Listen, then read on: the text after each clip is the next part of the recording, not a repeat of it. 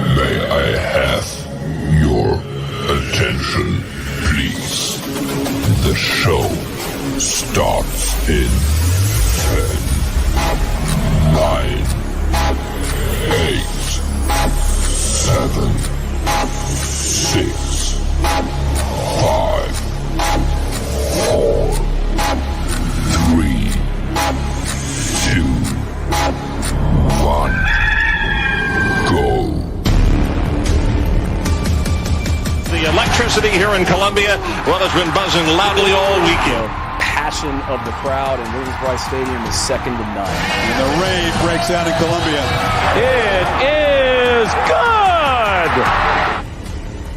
Gamecock fans, welcome home. See how it goes, but we'll be ready to go. It's time to root. Let's go, Carolina! It's gone! Touchdown! What a hit! He baked it in! Can you believe it? Gamecocks have won this game!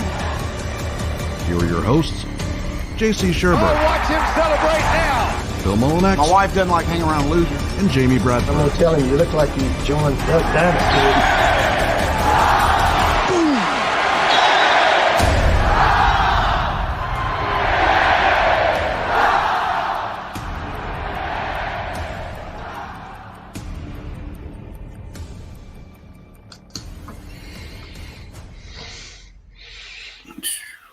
Greetings and good morning.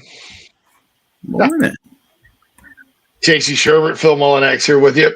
This is Inside the Gamecocks, the show. Jamie Bradford is off today. So just thinking about that line in Anchorman. Tits McGee is off tonight. Tits McGee is off tonight. I don't know. I think we've said worse. I'm quoting a movie. Anyway, Phil and I are here with you. Chris Phillips from the Spurs Up Show will be with us at the bottom of the hour. For his weekly segment, we probably will check in with Bradford on the links for a little bit. He's got a celebrity playing with him today, so that'll be a lot of fun. Got a lot to talk about today here on the show. Appreciate you joining us. As always, the Nana Sports chat box is wide open. We are sponsored and built by the Barn Dough Company. Get your information about a Barn Dough Medium. I know that talking to Nat, she's kind of hinting around about buying some property down back Southland ways, and the barn dominiums look pretty solid. I mean, I'm kind of getting. I mean, if you have some land, I wouldn't put it in a neighborhood like those neighborhoods where you're right beside the other house. I don't think it would fit well in mine. Yeah, no, that doesn't match the aesthetic. The homeowners association with that, but hey, I don't care. I probably would, but it's they're nice, and we certainly appreciate them. These are the Signorama Studios. For all your sign needs, go check them out in Columbia. It doesn't matter if you're in Columbia or not, you can get things done with them. They're big sponsors of the show as well. We appreciate everybody that sponsors us. Certainly, I want to get to that here at the top. Sorry I missed yesterday. Best way I can describe as to why I missed is that sometimes I have to unplug. And yesterday was one of those days. I won't get into why, but needed to unplug yesterday from Gamecock land for a little bit. But back now, full strong, certainly strong, and certainly looking forward to this today. So for those that missed it last night, G.G. Jackson went in the second round of the draft. There's a lot of strong opinions out there about that. Going to get Chris's take on it because Chris had some opinions about it later today. Said, you can't really fault Lamont Paris for GG not getting drafted in the first round. At the same time, it makes a difficult recruiting job even harder in men's basketball. So that's the deal there with that. And I don't really have an opinion on it. I'm more of a let's just move forward type of guy. I think that with GG specifically, there's just some growing up that he needed to do. And I think the NBA folks recognize that as well. He did not have the best workouts prior to the draft. Had some things go, sideways on him. I do not think that, knowing what I know about G.G. Jackson, he is a problem child or a problem kid. I do think he's a kid still. And I think people need to realize that. I think there's certain people out there where you go, this guy's never going to get it. I think Gigi will get it. I just think he's awfully young. And unlike maybe a Kobe Bryant or Kevin Garnett, because you have to keep in mind, he's the same age those guys were going to the NBA because he left high school early. Or Jermaine O'Neal, pick your guy that went straight to the league that had a presence and a maturity about them. Gigi does not have that yet. He's going to have to develop it, but pick number 45 overall by the Memphis Grizzlies. If I'm missing someone, I apologize. But the state of South Carolina, I think, had 3 guys drafted yesterday, Phil, because Noah Clowney from Dorman from Alabama was drafted in the first round. And Julian Phillips and his massive scoring output at Tennessee this past year. I don't think he played a whole lot. He got drafted. So he's a guy that I think he made a poor choice as far as where to go. I'm not blaming Rick Barnes for it. When you sign up to play for Rick Barnes in Tennessee, what you're going to have to do. You're going to have to defend. I mean, you can't, you're not, there's no, like, even as good as Josiah James is, remember another guy from South Carolina that's still playing at Tennessee, he had to learn to get in there. He's kind of a big, tall scorer or whatever. But that just kind of goes to show you, state of South Carolina does put out basketball talent. And if anybody can ever figure out how to corral it, your guess is as good as mine. I don't know who they would have hired that would have corralled it because there's a lot to it, a lot of moving pieces in that sport. You could probably have a pretty good squad year in and year out. But I'll also say this. The team that went at the Final Four did have 3 key players, 4 if you count Rakeem Felder, even though technically he's from Indian Land, but he went to New York to play his high school ball from the state that were playing key minutes. They only had 2 starters. They went South Carolina Thornwell, South Carolina Dozier, and then Canada A with Dwayne Notice, Estonia with Mike Kodzar, and the state of New Jersey via Ghana for Africa for Chris Silva. So there were there's an international flavor on that basketball team as well. Whereas maybe, the Fogler era, those teams obviously were vast majority were South Carolina kids. And, you bring those up because those are the most successful periods this program's had since leaving the ACC. And of course, Frank McGuire, in a different era of basketball, did it primarily by recruiting kids from New York City. So, I don't know that it's the end all be all to corral the state, but I think, like in other sports, that's kind of the key. Is the keep the homegrown talent at home. Carolina is an easier sell to homegrown kids in all sports, but men's basketball, it seems. And and it's not always been that way. I mean, football players used to leave here just like it's going out of style. I mean, Tennessee, Florida State, Georgia. Get me out of here. Get me out of here, Percy. Y'all remember Leonard's Losers? Get me out of here, Leonard Post Hostess.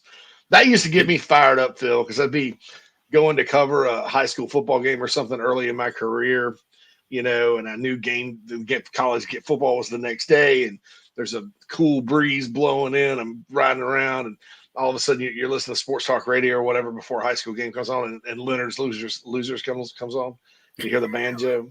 That's right. I always love that. It's just I don't know what happened to Leonard's Losers, but anyway, in-state talent's always going to be important in any sport in South Carolina. And I think that when you look at the NBA and the talent that has gone there from the state, it kind of gets proven. I mean, there's been some great basketball players come through here. And that's a winning recipe for all sports, JC. You got to build from the center out. Mm-hmm. Yeah, I think in baseball, the exciting thing is with Monty Lee and Matt Williams now on staff, you got 2 guys that know the state like the back of their hand. Yeah. And there's been guys in that sport apparently leaving. It's a little bit more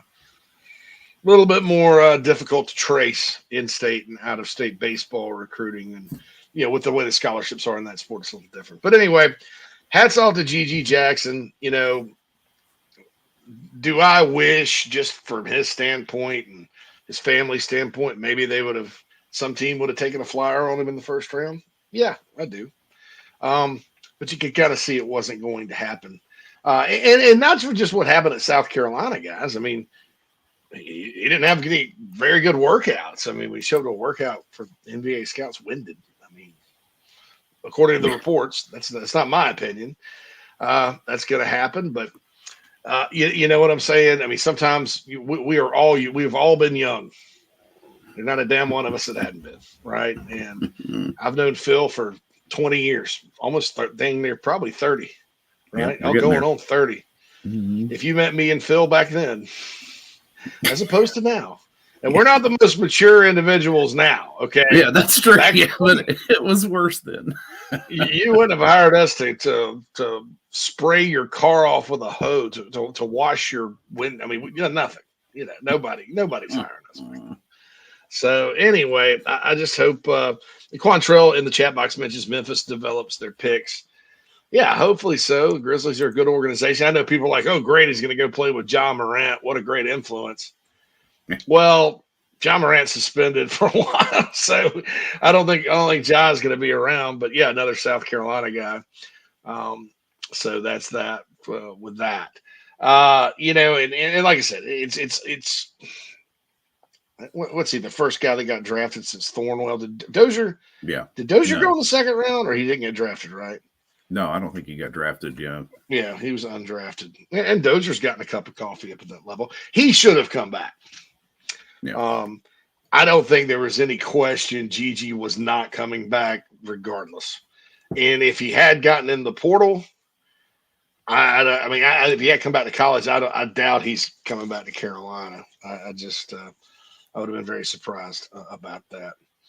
So anyway, so that's it. So the submarine of stupidity, and I heart thoughts and prayers to the families of the people that lost their lives in the submarine. Got that news yesterday while I was unplugging. They went pretty quick. I mean, they said that the amount of time it takes for something to implode like that, Phil, is less than the amount of time that your brain senses pain. Yeah, can actually comprehend what's going on. Yeah, so it's going to be quick. Yeah. Mm-hmm. When it happens, they said the air inside the submarine becomes as hot as the surface of the sun. Yeah. So they disintegrated pretty quickly. I mean, anyway, in reading about this genius and his company, and I know I kind of went on a little woke tangent the other day. I'm not even going to mention that part of it because I don't know. It seemed like this guy cut a lot of corners. When James Cameron kind of calls you out, and James has been to the Titanic many, many times, when all that good stuff, I just have a lot of questions about that. And I think in today's society, there's a lot of corners that do get cut. And I think that gets to be dangerous because I think that certainly people, these days don't pay attention to details. They end up, staring at their phone. Like I've said before, a lot of times in journal or quote unquote, what's called journalism nowadays, it's about pushing a narrative rather than reporting facts. And you conveniently leave out. So if you've got that as a society, if we continue to have that kind of mindset, bad things are going to continue to happen. And I don't know. I know this is an unregulated business, but somebody should have said something. You know what it reminded me of, Phil? Grizzly Man. Grizzly Man? You remember Grizzly Man? No, I do not remember Grizzly Man. Yo, dude, you didn't see that movie? Grizzly Man? So, Brian's a former submariner and says there's no way you could have gotten me into that piece of junk. You know? I mean, I'm shocked it made it. That was the third time it made it down. I mean, I'm like, maybe you need to build a new one. Anyway, every single time. And you're bolted in there. I'm claustrophobic. He's a bear enthusiast. Yeah. Okay. This dude, okay, so Grizzly Man. And what was his real name, Phil? Grizzly Man. Let's see. Timothy Treadwell. Timothy Treadwell, right? This lunatic. Treadwell, yeah. This lunatic from California. Called himself an environmentalist. And he goes up to Alaska and starts filming this footage and all this stuff and lives amongst the grizzlies. And he's very careless. The park rangers were like, man, you're going to get eaten. You're going to get eaten. You're going to get eaten. No, I don't agree. The bears love me and we're family. And, it's like that movie Brother Bear or Tarzan, whatever you want to call it. Whatever fantasy this Fruit Loop was living in. He's out there looking for the anthropomorphic, Disney versions of these animals. Stone Cold and you just kind of got to bet. So he gets a girlfriend, right? And he brings her up to there and he stays. There's one way in and out, and it's by plane, and they drops off supplies and all that good stuff. And then, one night the bear ate both of them alive. Now, Ron White tells a joke about that. He's like, I was watching it. And he's like, and the bear ate him. He's like, I laughed till I puked. That's rich. And he says something about, I wonder if his dad, like my dad, this is Ron White speaking, said he would never amount to poop. And he goes, you're wrong, Daddy. Tomorrow morning when this bear passes me out of his bowels, I will be a steaming pile of bear poop. Look at me now, Papa. That's a great Ron White joke. But anyway, this dude, Stockton, whatever the hell his name is, reminded me of Grizzly Man. Just like this real Fruit Loopy, unqualified, wish upon a star, the sea will save me kind of, it was more about a narrative, his stupid narrative about we're going to open the seas to all and all this. Well, dude, there's a reason only 20% of it's been mapped. I mean, you're the damn you're Grizzly Man at best, value jet at worst. Something bad is going to happen. I mean, there's a litany of like people. All the people that say anything good about him just talk about him like he's freaking Jacques Cousteau, right? Yeah. He's Jacques Cousteau. Oh, he's Jacques Cousteau. They don't say they have any facts. They can't explain why they were using a PlayStation remote. They can't explain why some people that knew what the hell they were talking about, like, absolutely refused to get in. They can't explain that. Oh, he was just a visionary. A visionary for what? for death by disintegration? Yeah, that's it. I mean, when James Cameron calls you out about going to the Titanic, I mean, James is an expert, right? If James Cameron, if I want to go to Avatar and James Cameron, and I'm making an Avatar suit and I'm going to that Pandora, the planet, and I'm unsafe, James calls me out, I'm going to listen, right? If I'm going back in time to stop the machines from starting a nuclear war as a Terminator and I'm doing it unsafely, I'm listening to James Cameron if he calls me out, right? Think about it. So anyway, this guy's a moron, and I'm not saying, oh, he was, and I am very sympathetic. I'm really not. I mean, I feel terrible for the families. I mean, that's who I feel the worst for, and then the guy's son who just like did not want to go, but he did it for his dad. I feel awful for them, but at the same time, man, like, look. This is something that should be a warning to everyone out there. I don't care how rich you are and how great it sounds. Safety needs to come first, right? So, and like I said, everybody that knows him won't talk about that. Even his former partner that left the company 10 years ago. Smart move there. Yeah, good time to get out. Yeah, just talked about what a visionary he was, but everybody else that has any knowledge, like actual knowledge of this submarine the submarine, call it the submarine of stupidity. We're like, oh yeah, we're not surprised.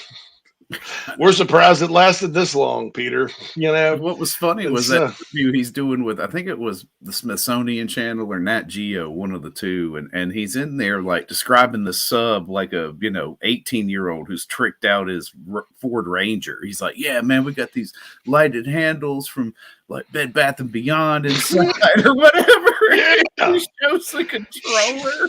I'm like, oh, I mean, not sure. The United States Navy submarine, our nuclear submarines can't go but like a tenth of the way down. But I'm going to take this bad boy from freaking Bed Bath and Beyond, and then they had like carbon fiber or something. It was like, they had a couple of people CNN was like, yeah, that material's not good for that deep of a dive. But anyway, so I just wanted to mention that since I mentioned it the other day. And Titanic 2, Rich People 0, and dang. Yeah, that's what James Cameron said. He's like, it was, a bunch of rich people who were careless in both instances. God, that's great. You could write a horror movie about it similar to Event Horizon, like if they went down there and found the portal to hell or something, and there's all these Titanic ghosts that come out. Yeah, that's right. The Event Horizon. That's a scary movie, by the way. That scared me worse than Alien. Yeah, anyway, as far as your space horror movies go, I was like, oh. Yeah. So anyway, I just, just unbelievable. So that's the submarine of stupidity. Let's, we don't really need to take a break right now, do we, Phil? No, we get a couple minutes. A couple minutes. Sorry. Matthew Fuller, 3-star running back. Kara Luca in the chat box says, that's a hell of a way to find out the Kraken is real. Right. Yeah. Found everything out you wanted down there, I hope. Chomp. What if you didn't make it? What if they were like 1,600 feet away and had yet to see it? Like they were just coming up on it and then didn't even get to see it. Yeah. I don't think they got to see it, Phil, because they still had 15 minutes. A 2-hour. See, that would be a strong no for me. You mean we sink for 2 hours? Yeah, that's like you can't get there fast. That's Columbia to Charleston when there's traffic. Okay. Yeah, right.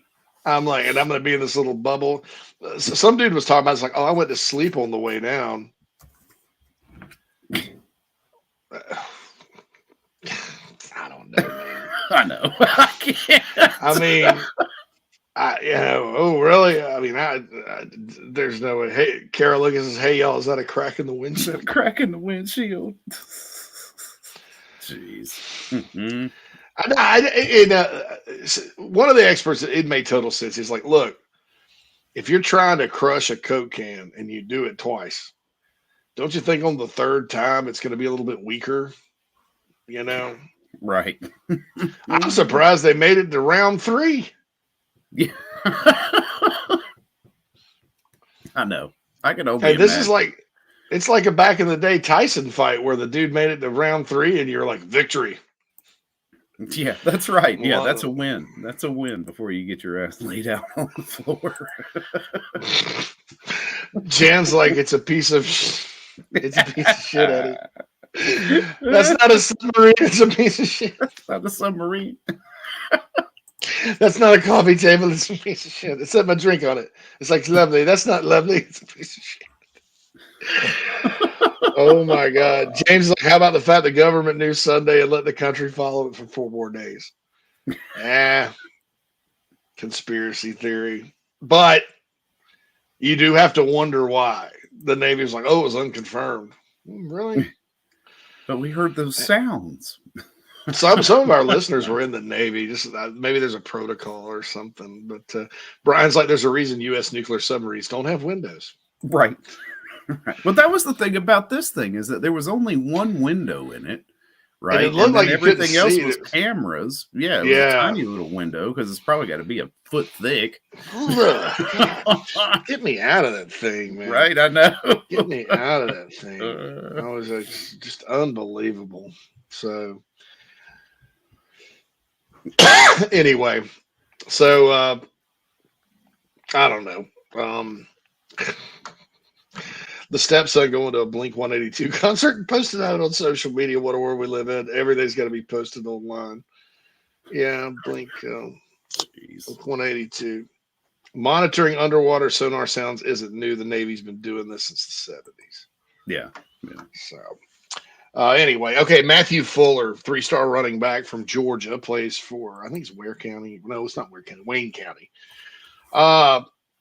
Like him, and I'll give you 2 perspectives on him. He's supposed to announce his commitment at 1:00 today, right after we get off on Twitter. Plays for J. Bo Shaw at South Carolina or Georgia Tech. I'll tell you this. I like the kid a lot. My comparison to him would be Rico Dowdle.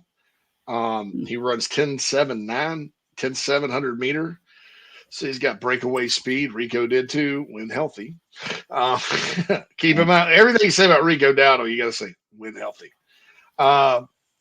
So that's who he kind of reminds me of. I talked to a contact within the program that mentioned Kevin Harris. So it's a Kevin Harris, but with better breakaway speed. If you remember, Kevin Harris had good breakaway speed. So this guy's supposed to be even faster. So, let's just play the game that this kid works out. He's really good. Then Braswell works out. He's a home run hitter. Is really good. Carolina have 2 home run hitters at running back. So we'll see. But I do have a crystal ball in for South Carolina with him. I will say this as far as – so we're waiting on 2 welcome homes. Yeah. He's not one of them. He's not one of them. Well, I don't know. So we'll see kind of what happens. Craig says, I'll have a sub for lunch in honor of them. Too soon? Too soon. So he's got there right there. We got a PFF and guys, I'm not a big PFF guy. I don't think they hung the moon. I think they try to do too much, all this other stuff. But they do have a Gamecock corner rated as a top 10 highest rated returner in the SEC. That would be O'Donnell Fortune. So we can talk about that. Everybody's talking about Daniel Hill and Hale's crystal ball. Let me just tell you, sometimes information changes by the hour. Tony Morrell and I both kept the crystal ball on Daniel Hill. Would be surprised if Hale switches it back. But I'll say this. When Alabama's involved, especially for a kid that close, never say never. And Hardesty, so everybody's like about Hardesty, right? Talk about Hardesty, right? Yeah. I'll say Hardesty's involved with this guy, obviously, because he's the position coach. But Jody Wright, get him or not get him, that's the recruiter of record for him. Because Jody recruits Mississippi, does a fantastic job. With Fuller, it would be Hardesty. So just in case you're looking for somebody to blame or praise, there you go. That's the official channel to blame or praise. So anyway, we're going to take a break. I'm going to go, repair in honor of the submarine of stupidity. We got a gas leak on the stove. I've got the gas on wide open. So I'm going to go cover that up with a pair of Scotch tape and fire up a cigarette. We'll be back after these messages. Family vacations, a new car, a new boat, all cost money, but you don't necessarily have to make more to afford any of that if you can save cash that's flying out the window now. iHelp Consulting can help you finally get the kids to Disney World, upgrade the minivan, or drop that new boat in the water next summer. Let Daniel and iHelp Consulting consult with you. No fees, just savings. You pay them a percentage of those savings. Save on essential services, credit card fees, you name it. Let them find it. These folks are incredible. iHelpConsulting.com. How can I help you? Just as your State Farm agent combines good neighbor service with surprisingly great rates, you can combine your home, auto, life, or small business insurance with Tony Pope State Farm Insurance today. And guess what you'll get? That's right, even more good neighbor service with surprisingly great rates. In fact, Tony Pope State Farm is your go-to agent anywhere in South Carolina, North Carolina, or Georgia for the service you deserve at the price you want. So try combining your home, life, auto, and or small business insurance today.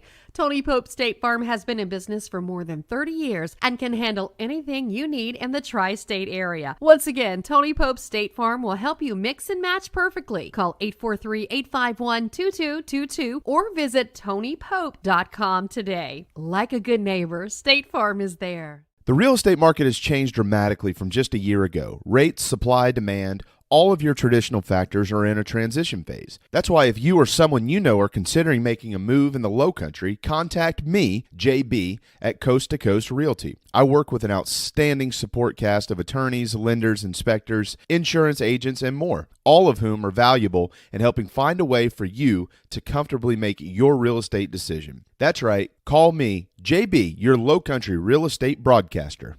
Building your dream home is often just that, a dream. And sometimes a nightmare. But at the Barndo Company, they commit to quality and build without sacrifice. Customization, open floor plans, limitless flooring options, maintenance-free and easy installation perks, and affordability are just a few reasons why they've been named one of the best builders in the U.S. Believe in your dreams. Visit thebarndominiumco.com. That's thebarndominiumco.com. The Barndo Company. Gamecock owned. Gamecock operated. Traveling to cheer on the Gamecocks? Reserve your hotel stay with Fan Plans. Your booking supports Inside the Gamecocks and the Big Spur, plus you still earn your hotel loyalty points. Visit fanplans.com/inside the Gamecocks. What's up, Gamecock Nation? This is Jakar Moore from the DMV, and you are listening to the show.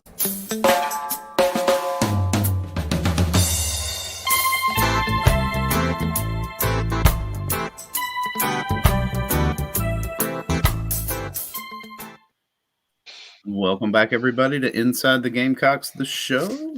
Golly, I'm switching over these things, formats and overlays. Too many buttons to click, y'all. No, but first hour of the show brought to you by Cindy Searfoss and the Coldwell Banker Kane Realty team here in the Upstate. Give Cindy a call at 864-414-5271 for your Upstate residential real estate needs.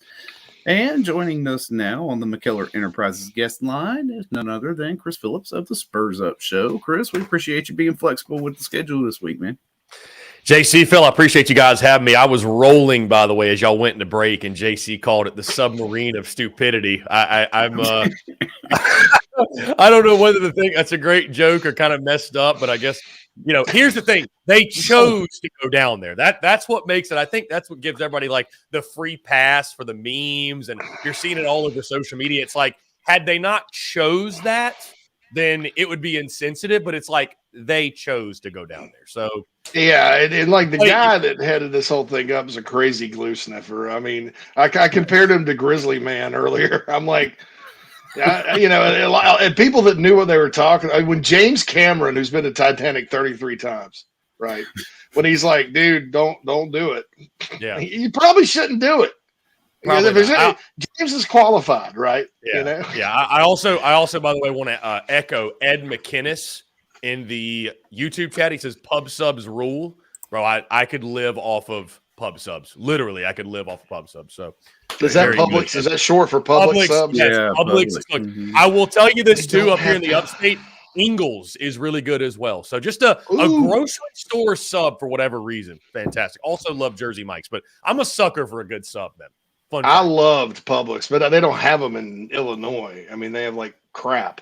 Well, I mean, not in the restaurants, obviously. Chicago's got some pretty dang good subs, but man, there's no grocery store subs that even come close to Publix. So I'll put that on my list of things to do when I get back to the South here for vacation in a couple of weeks. There's a Publix outside of Gatlinburg that we always hit up, so I'm going to make sure I'll get me a sub or two. Thank you for reminding me of that. Okay, Chris. So, first question right off the bat. This is interesting. I'm gonna give you some praise and then ask you a question about something that you posted. I love your lists that you put out on Instagram, like that are historical, because we're kind of in list season, so to speak, and everybody's trying to predict the season and the games. And I know you do that. We're always going to get your shot called from you, no matter what. Like it, love it. Want some more of it, hate it, whatever. You're going to call your shot. So you know that as a reader of yours, but then you have these really neat historical lists. So you put the top 5 defensive backs of all time in the program. And number 1 was Rashad Faison. I thought that was a very interesting choice. I think everybody that watched Rashad Faison play absolutely loved him. I mean, there weren't many better pound-for-pound football players to come through this program. But number 1, there's been a lot of great DBs. Your thoughts on putting Rashad number 1 on that list, because that was a pretty bold, interesting, creative pick, in my opinion.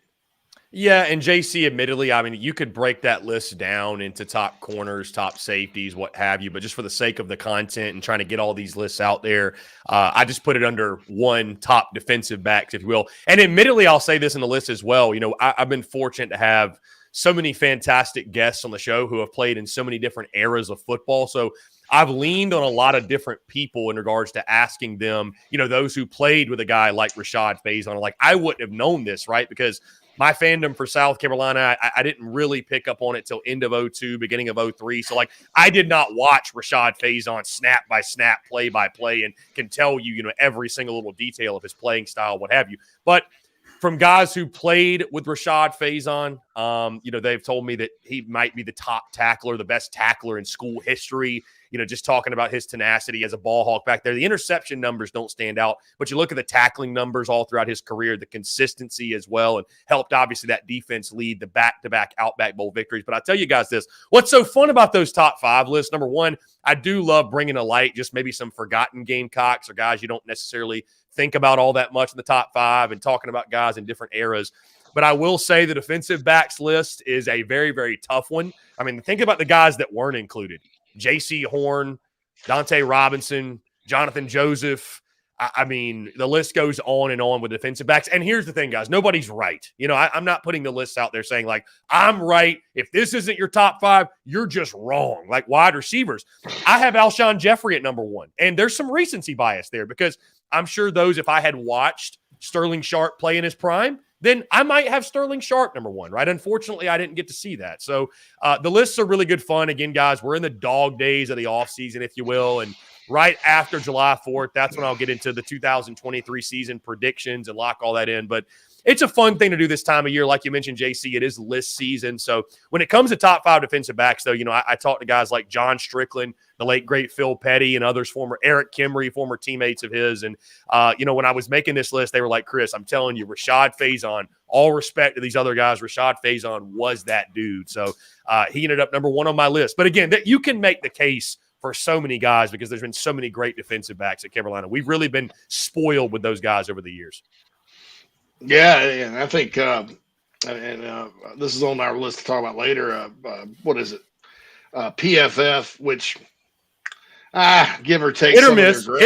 They have O'Donnell Fortune's the number 7 rated corner in the SEC returning this year, and I think O'Donnell, based on what I've been told, is going to have a pretty good year. And then Marcellus Dial, it's just a matter of consistency with him. And a lot of guys, once they get to those final years, they call them contract years because he's definitely going to be playing for a draft pick.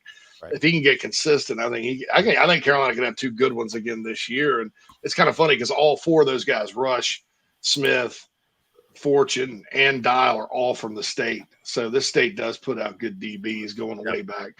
I thought the GG Jackson take you had was one of the more sensible ones I've read as far as it may come up in recruiting for Lamont Paris and make a tough recruiting job even tougher. Your thoughts on GG and his season and I mean the whole GG Jackson experience when it comes to his 1 year at South Carolina. Well, JC, let me first start with the tweet that I put out last night when I said this is a brutal look for Lamont Paris and Gamecocks basketball. It's funny, JC and Phil, there are times where I'll have an opinion on something, as you know, right? Once you send it out in the Twitterverse, once the masses get a hold of it, I mean, who knows, right? But there are times where I'll speak on things or put out a tweet, a take, whatever, that I know is somewhat divisive that, hey, wouldn't be surprised if, this was sort of split down the middle and the reaction was, what it's going to be. Then there are other times where I feel like I put out a take and I feel like it's just so no-brainer. Like I don't even feel like it's a hot take. And that's how I felt with the take that I had last night on Twitter, and I expanded on it this morning. I need to make it very clear. I was not saying it's a brutal look for Lamont Paris and Gamecocks basketball from the sense of Lamont Paris is a bad coach. He poorly handled GG Jackson, like none of the above. I think actually Lamont did as well as you could have asked for. I praised him and applauded him in season for having the stones to sit a guy like GG Jackson, to make a statement, to have a standard, if you will. I think that was a positive. But to your point, JC, how can anyone look at the GG Jackson experience and say that it's a positive for recruiting? How can you do that? I mean, again, put it on the kid because it does fall on him that, I think obviously attitude issues and some other things came up. Obviously he's a raw talent, but he's a talent, no doubt, and a guy who was projected as a first rounder. He falls all the way to the 45th pick in the second round. And I was far from the only one, by the way. Heath Klein, I thought, did a great job on this as well from 107.5 The Game, talking about the GG Jackson experience and him falling to the second round and the implications of it. But you have a guy that we felt like was a no-doubt first-rounder. He gets taken in the second round instead, and that's a huge deal, obviously, right, in the NBA draft and the NBA, if you will. You look at other top prospects and other in-state guys, and I mean, do they look at that experience and say, damn, well, G.G. Jackson should have went to North Carolina. He probably would have been better off if he didn't go to a South Carolina. I'm not saying that like Lamont and Gamecocks basketball is doomed for forever and they can't overcome this, because the bottom line is this guy's on the positive. He's the first underclassman drafted in school history, and that happened in year one of your program. So that's a positive.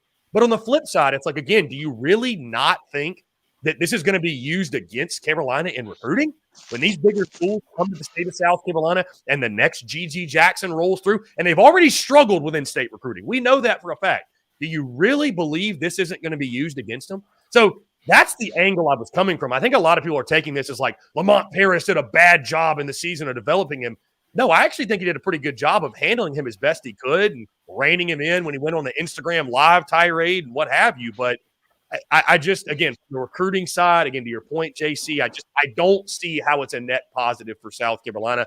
I'm not saying that Lamont Paris is doomed or anything like that, because I actually am somewhat optimistic going into year two. But the G.G. Jackson experience, listen, I wish the kid the best. I think he's got all the talent in the world, and, headed to Memphis, which, I think it's going to be really interesting. It'll be fascinating to follow his career and see if he can overcome the doubters and become the star that I think he's capable of being. But, we look back on the G.G. Jackson experience. I'm certainly not going to say it was a negative, but I think it had way more ups and downs than any of us could have ever expected.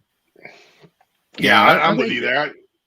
No, I was just going to say, I mean, and more specifically, I think to the whole recruiting aspect of it is you're in these, parents' homes trying to get these kids to trust and build that confidence in a program. And that just kind of, it wears at it. You don't want to bring any little chinks into the armor and things like that, into the battle. And now you've got one. I mean, yeah, he made it good. You get to reset the years on the last time a Gamecock was drafted in the NBA. That's good. That's positive. But at the same time, I mean, we saw a 17-year-old essentially enroll in school, have a birthday mid-season and just didn't have the same level of maturity that I think our minds immediately go to, like JC said earlier, of, like Kobe and guys like that who went straight to the league, who had that maturity built up in them already. And there wasn't social media at that time either. So, I mean, that's a whole nother side of it too. And I was going to say, Phil, maybe it just stings a little bit in the short term, maybe in the long term, maybe in like just 2-3 years from now, we're just saying all that matters is G.G. Jackson came to South Carolina and got drafted. And that's it. Like, we don't have to go into the details. That's the selling point, right? You don't have to say where he got drafted or where he fell. But in the short term, it just feels like, did his draft stock improve or not during his experience at South Carolina? It's like, and again, it was self-inflicted. It was, because nobody made him click go live on Instagram. Lamont Paris didn't coach that, right? Like, I'm not putting that on Lamont, but, fairly or unfairly, that's going to be used on the recruiting trail by opposing coaches. I mean, we know that. Negative recruiting is a huge thing. We know that. Yep, and they'll use anything they can to make you look bad. Right. I think there's a little like I have a theory called the Kurt Roper offense theory. Can't wait to hear this. Yeah, I know. Yeah, I'm excited. Is this theory going to be able to get started before it gets stalled, or no? This is applicable here, right? During the Kurt Roper era, when Jake was the quarterback, the second year, not the. I thought the first year when Jake took over, they did a good job. The second year, Jake would throw it over somebody's head. Oh my God, Bentley sucks. Blah blah blah blah blah. Jake would throw a pick. Bentley sucks. Well, there's a reason for that year. And then I'm not looking at Jake's entire career. I'm just looking at 2017. That offense was so poorly designed and was so just methodical and slow and awful. And look, even at that, it was much better than Marcus Satterfield's offense. But anyway, they did every little thing because they did not set themselves up offensively with good drives and stuff. They got a lot of turnovers that year, won 9 games, but offensively with drives and stuff to where if they had a chance to score, there was so much pressure to score. So G.G. Jackson, Carolina never gets a guy like this from in-state. So there's so much pressure to do it that, you don't have, okay, well, Gigi didn't work out because of Gigi, but here's 3 other guys that have. They don't have that because it's the only one South Carolina's gotten. And so I do think there's that sort of big picture microscope on him that will be used, because coaches are not evil, but cutthroat when it comes to players, especially basketball. They'll be like, oh, don't go there. Why are you going there? And it doesn't help that you can point to Noah Clowney, who was one and done at Bama, who was a first rounder and obviously was not rated even close to as high as Gigi Jackson. So, and Alabama and schools like that are the schools that South Carolina constantly battles for players. You're going to have a Zion Williams going to Duke or a Raymond Felton going to North Carolina. That's just when people talk about being too close to those schools, it's about those elite, best of the best guys. It's your Alabamas and Ole Misses and Georgias and LSUs and schools like that come in that are your peer schools in the SEC that hurt you. So I think that's another reason that you're absolutely right. They're going to get beat up a little bit on it. And the answer to that is win more games, produce more NBA players, and then everybody forgets about it. So That's good. Chris, the transfer portal is open in baseball, obviously. Kennedy Jones, big commitment this week. Talked a lot about baseball guys. They think that really, believe it or not, of the 3 portal guys, the big 3, so to speak, Amick, then of course Shelton with the Florida. That was a pretty large NIL deal there too, by the way, from what I heard. And then, of course, Kennedy Jones. A lot of people feel like Kennedy Jones is the best all-around player, and also with Carolina's power returning, probably fits a need in the lineup and in the field, maybe more than the other 2 guys. Your thoughts on Kennedy Jones from UNC Greensboro coming and signing up for Mark Kingston's team next year? Yeah, JC Phil, I think I first started. It's just so fascinating. And I mean, obviously, this is the reality in college athletics. I mean, you're hearing Jay Johnson literally last night in the post game after they punched their ticket to the national title series.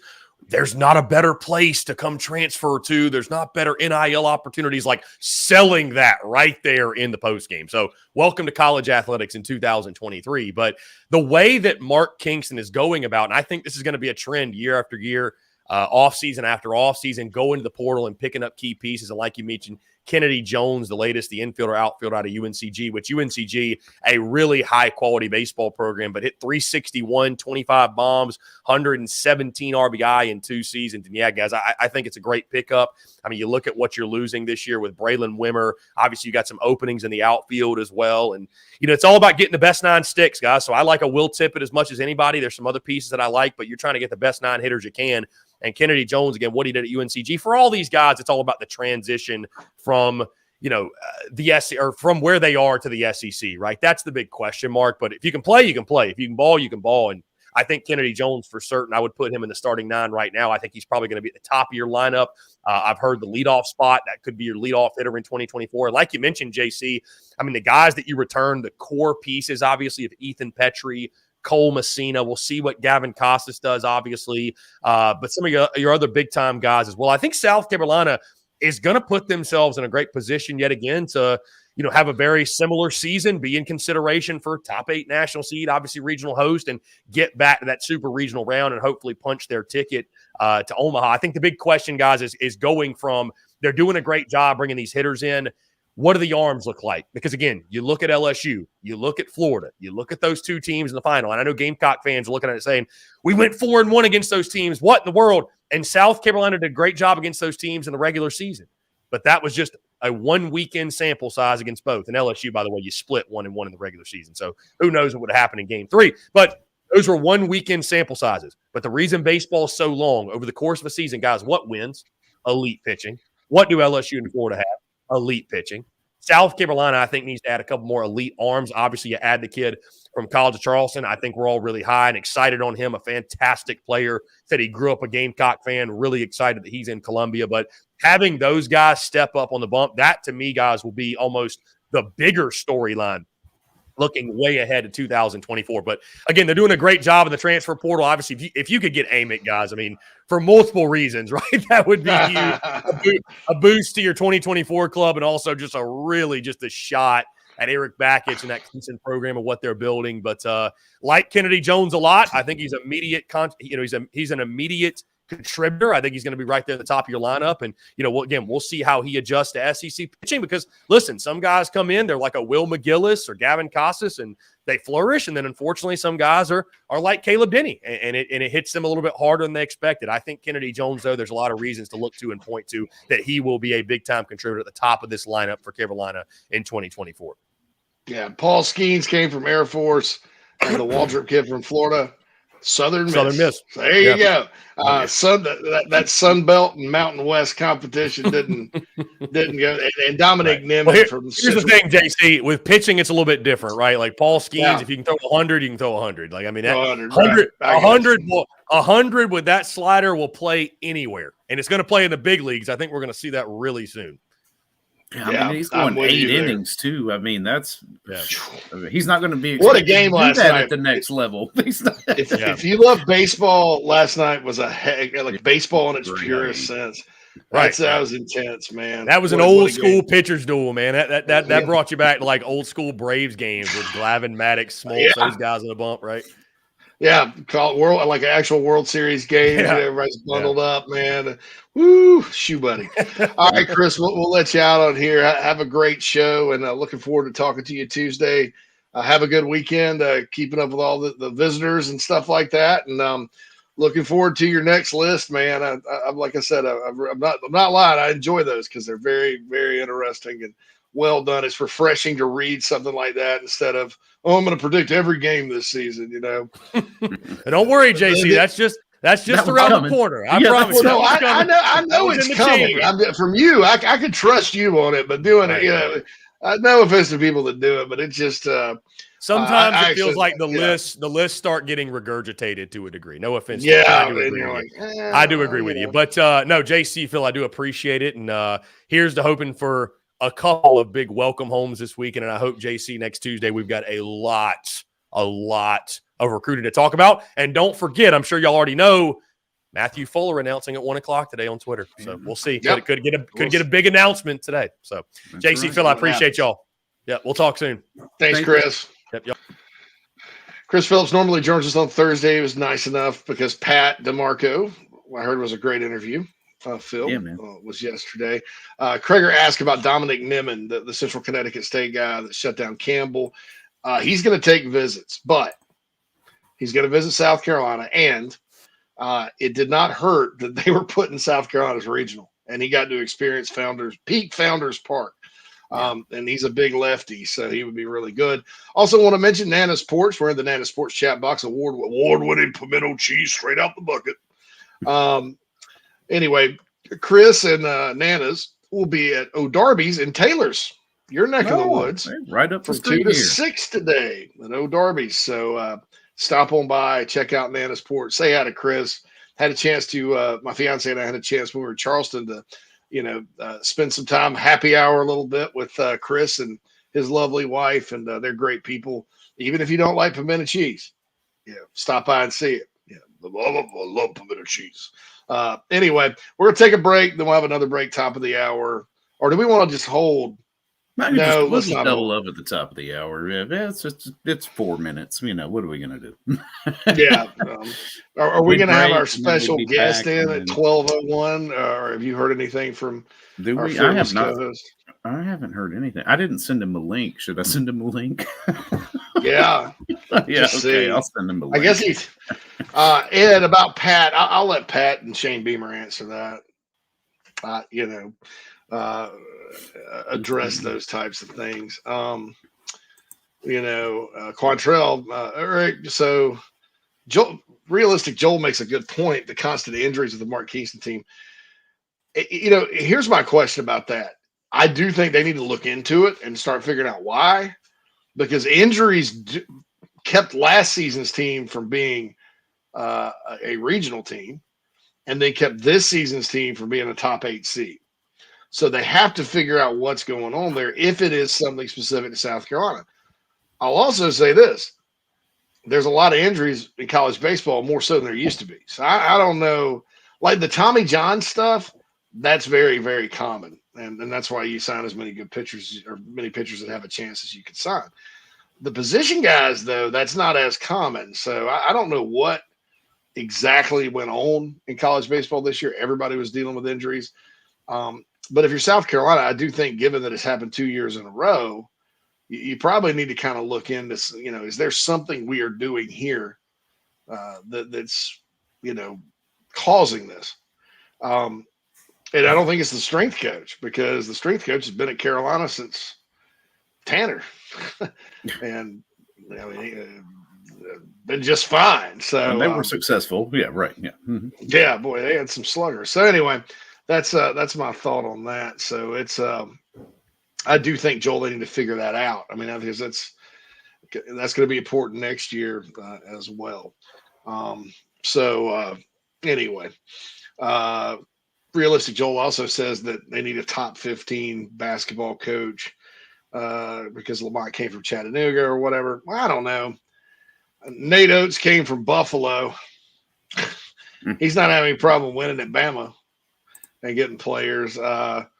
Who else? Billy Donovan. He came from Marshall when he took the Florida job back in the day. Who else is good around the league? I mean, Buzz Williams would be that type of hire you're talking about. A&M got him from Virginia Tech. Musselman was at Nevada and in the NBA, the Arkansas coach. Will Wade, strong ass deal. Was it? Well, yeah, he was at Virginia Commonwealth, so I guess that's good. The Mississippi State coach was at New Mexico State. Ole Miss did hire Chris Beard, which is great. Vanderbilt's coach is Jerry Stackhouse. So the key to success in the SEC isn't necessarily a major coach hire, but I don't disagree with you completely that South Carolina, when basketball has turned since McGuire, outside of the George Felton era, they've been most successful when they've gone with proven name coaches. Hopefully that changes with Lamont. It would be great if it did. We'll see how this year's team looks, but you look who's been successful here besides George Felton since McGuire. Well, not Steve Newton, Eddie Fogler, national coach of the year at Vandy. You could say Dave Odom now that the program's tanked since he left with postseason bids. I mean, at least he was like in the NIT most years. Yeah. Right. You can say that Dave Odom did a good job at Wake and then came here. He was proven. He won 128 games. And then Kansas State with Frank. I think what they need, and I'm not saying Lamont, move on from Lamont. They need a guy that, if indeed Lamont doesn't win, they need a Will Wade. Yeah, I think if something happens and Lamont doesn't work, you're going to have to hire a name. I would think. Yeah, somebody that fan base it, in the seats, because I don't think they're going to stomach another, mid-major guy that nobody's heard of. Yeah. So, Jan, come on, man, you got to have faith. Don't worry about what everybody else is getting in the portal, buddy. Screw it. Go play ball. Line up. Anyway. We'll get ours. But so, yeah, just get yours. Anyway, we'll be back after these messages. Top of the hour. Inside the Gamecocks, the show rolls on.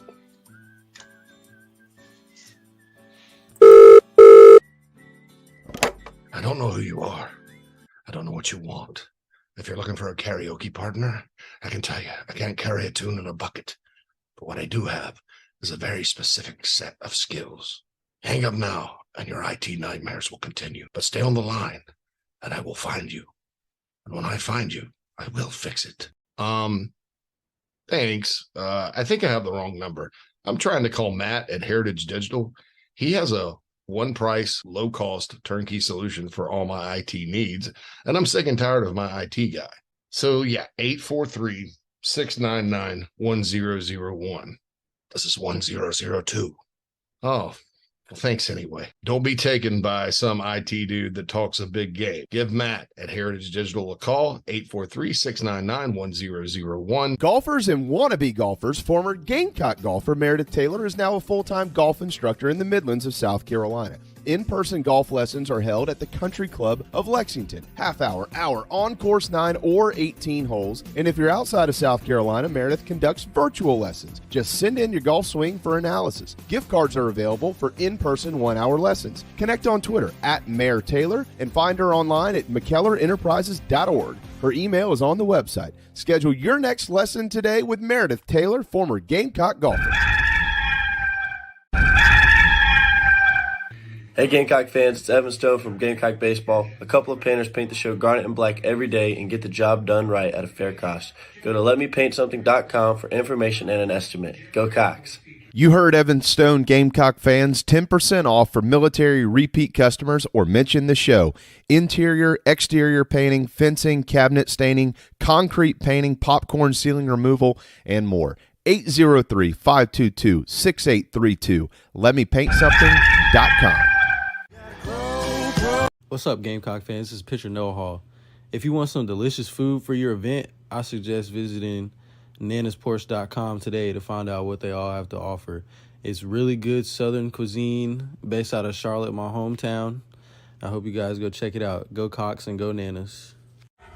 Are you looking to buy a new home? Kevin O'Connell with Union Home Mortgage is a local mortgage expert and Gamecocks fan servicing North and South Carolina. Whether you're buying a home, building your dream home with new construction, or turning your equity into cash, UHM's world-class service will ensure you find the perfect mortgage to achieve your home ownership goals. Call Kevin at 803-906-0244 or visit UHM.com today. Union Home Mortgage is an equal housing lender. NMLS 2229, LONMLS 1772182. Electric Bikes of Charleston offers the most fun you'll ever have on two wheels. The home of Oventon, Velotric, Magnum Bikes, and more, they sell to consumers all across the state and offer outstanding warranties and service after the sale. Their electric bikes are equipped with 5 levels of pedal assist plus a throttle, so you can ride longer, handle the heat better, but still get great exercise. Bikes are available for all ages and sizes. Visit electricbikescharleston.com or stop into their store in Mount Pleasant if you're in the Low Country. Electric Bikes of Charleston, powering inside the Gamecocks, the show. Hey everyone, this is Jack Mahoney from Gamecock Baseball, and inside the Gamecocks, the show is teed up every day by travelingcountryclub.com. So if y'all love golf, make sure you guys go check out their awesome membership options and go Cox.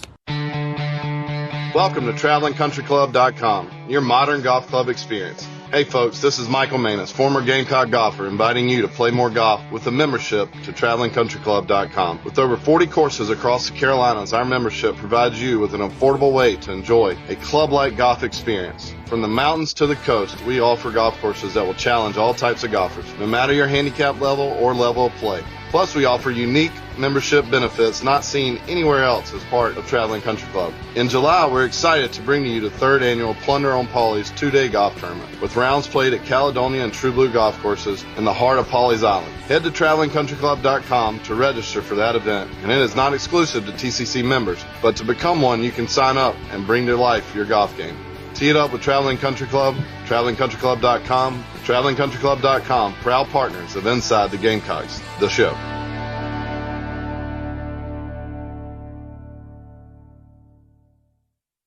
This is Zachary Davis from Carolina Hoops, and you're watching the show with JB, JC, and Phil. Go Cox.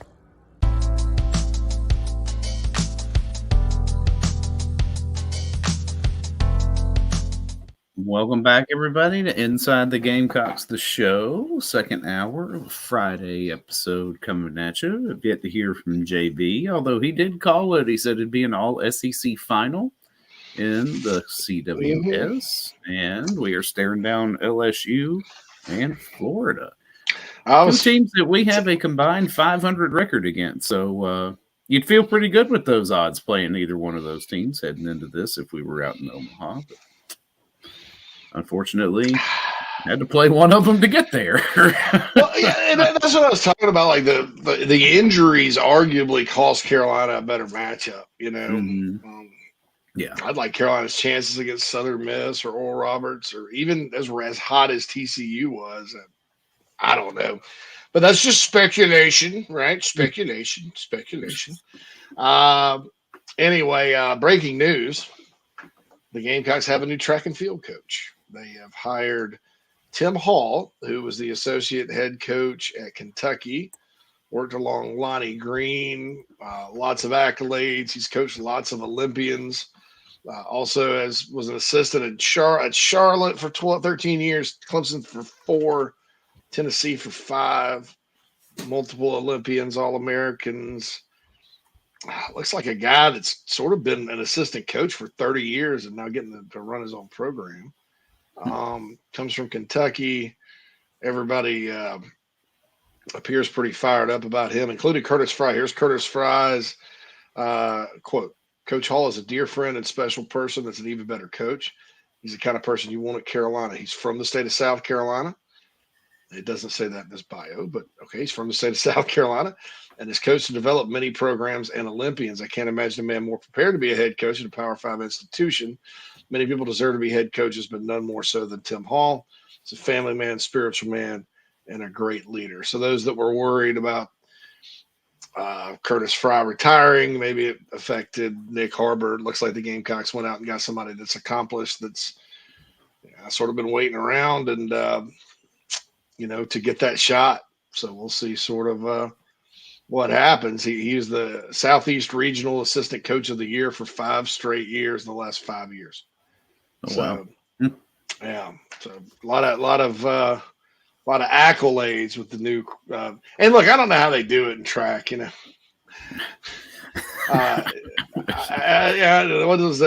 the difference between the head coach and all that good stuff. So I'm not sure about that, but Tim Hall, the new head track coach at the University of South Carolina, per an official release from the university. Everybody's debating about Kmart and Sears. 76 says Sears had and kept a terrible business model. I stopped shopping there because I always sold the same items at a higher price to get percentage to employees instead of savings to customers. Well, their salespeople had to make a living. 76, right? That's the difference between Circuit City and Best Buy. I remember I had a buddy that worked at both. Yeah. Best Buy paid you hourly. Circuit City gave you commission. One's out of business now, though. So you're probably right. You're onto something there, 76. I'll tell you something fascinating. I'm with my fiance now, right?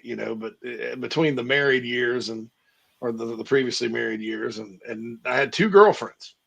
One in Nashville. Well, I actually had more than that, but I had 2 specifically. One in Nashville, one in Greenville. Both their dads were like lifelong employees of Sears, retired from Sears. 2 of them. What are the who'd have thunk it? I mean, I guess there's more for your life there, right? Or was. Well, yeah. Sears. More for your life. Sears. Nat's dad's a nuclear physicist, though. So. a little bit different. All of them are great dudes. I mean, they're all great dudes. And frankly, one of the ones that worked at Sears was I love talking football with him. Nuclear physicist, Sears. Ex-wife's dad worked for Hallmark for years as a rep. What else have I had? No cops, no doctors. Ever. No cops, no doctors. Probably good thing, no cops, Although I love cops, Sears would still be around if they had not adopted the Amazon model. Yeah, I remember remember Transformers? Oh yeah. I wanted Soundwave and Buzzsaw something fierce, right? Mm-hmm. And this involves Kmart and Sears. And we never could find it because during that time, it was the mid-'80s, Transformers were out. They were sold out because people were just buying. They're just flying off the shelves, right? They weren't at KK Toys or whatever the hell the toy store was called. No, KB, at the mall. KB Toys. I don't think Toys R Us had even come yet. Maybe they had, but they were just nowhere to be found, Transformers. So one day we're bebopping around Kmart, and I see it. There's like 3 Transformers left, and Soundwave and Buzzsaw was one of them. I'm like, oh, Mom. And Mom forgot her checkbook. That was back when you could write a check. Yeah. At Kmart. So we had to put all of our items back. We come back the next day. She probably should have brought me directly home, but I think she had to, we had something to do. Comes back the next day with the checkbook, right? And it's gone. So she's like, I'm just going to go. So she ordered it from Sears, and we had to wait 2 weeks for it to come in, but it did. So there you go. There's my story that involves strategically hide what it is you want, right? Like, don't put it back where it came from. You got to go, drop it off over in Home Goods or whatever under a couple of fluff pillows, and that way you know where it is when you get back. We also bought some hamsters at Kmart one day, right? And here's the funny part about it, and I may have told this story before, but yeah, Krager's like, put it on layaway, absolutely. Yeah, man. So we go get these two hamsters, right, from Kmart. A big fat pink one, and then like a brown one, and we put them in the same cage. And the girl there was like, "Nah, they're the same sex." Looking back on it, if you're my parents, because next thing you know, the pink one's getting like super ooper duper fat, like, and we're like, oh shit. And they had like a litter of babies, and then another litter of they're like little Vienna sausages when they come out, the little hairless baby hamsters, they're all over. And then the dads apparently get violent and eat the kids. It's like this freaking horror show. We had to separate them, and then they had we ended up at one point in time, we had this whole hamster hotel with like 20 hamsters. And the narrative around my house, you want to talk about people that push narratives, they're my parents, was that they got lied to by the lady that worked at Kmart. Now, I bought that for a while, but looking back, she's not a veterinarian. She's not a biologist. No, works at Kmart. She works in the pet department at Kmart. And you just assume that's as bad as trusting that moron with that sub to go 40,000 feet down into the dang 12,000 feet down to the ocean with a Nintendo controller and duct tape and bubble wrap. Listen, in his defense, he did ride 20,000 leagues under the sea a few times before he assembled that. Where he got the inspiration from. That's right. Oh man, as I'm like sometimes you think back to things your parents did and said, and you're like, where was the logic behind that? So I'm like, we have 45 hamsters. I mean, what do you do with them? Because you can't. They're not. You can't just like go take them out in the field. My dad may have done that. And let them loose. They're domesticated at that point. They're domesticated animals, but I mean, it's like, Jesus, because they procreated so quick, and then the babies grew up, and 6 months later, you just got hamsters everywhere. It's insane. And they blame the lady at Kmart. That dang lady at Kmart told us wrong. It's like I said, she's not a veterinarian or biologist. She works at Kmart. And I told my fiance that story, and she's like, well, couldn't you just kind of flip them over and tell? No. Can you? Yes, that's right. Can you? I've never been asked to sex a hamster. Krager said he used to eat the ham sandwiches that were on a hamburger bun at Kmart and the ices. When I worked at Sammy's Deli in Columbia, right, one of the most disgusting / at times you maybe get a craving for it thing was called a ham supreme. It was this big glob of mayonnaise, a pile of ham, 2 slices of cheese on a hamburger bun. He put it in the microwave like 20 seconds. There's your ham supreme. Ugh. That sounds like the final boss for some, like video game. Like video game in some crazy kitchen world or something. Next level.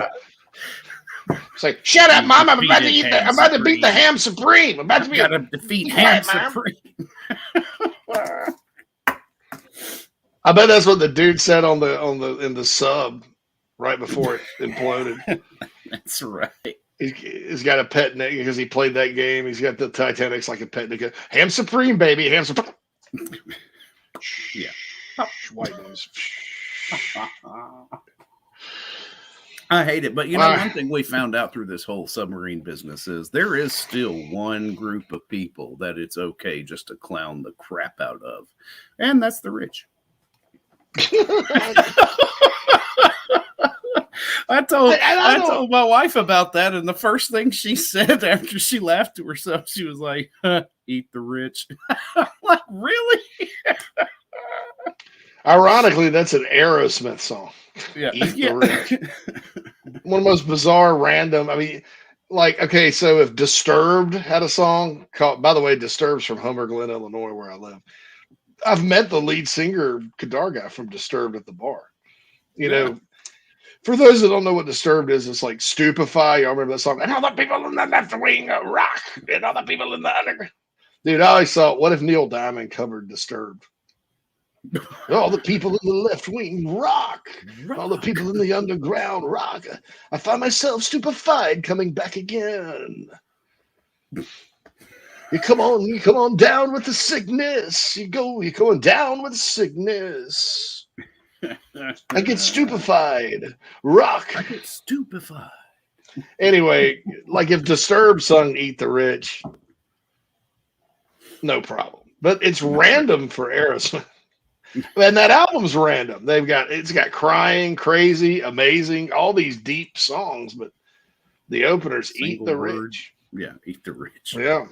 So it's just kind of nuts. But anyway, Matthew Fuller announces at the top of the hour right after we get off on Twitter. Like I said, Quad said, won't the mother eat the hamsters? I thought it was the dad, but look, man, they may have been told that by the lady at Kmart too.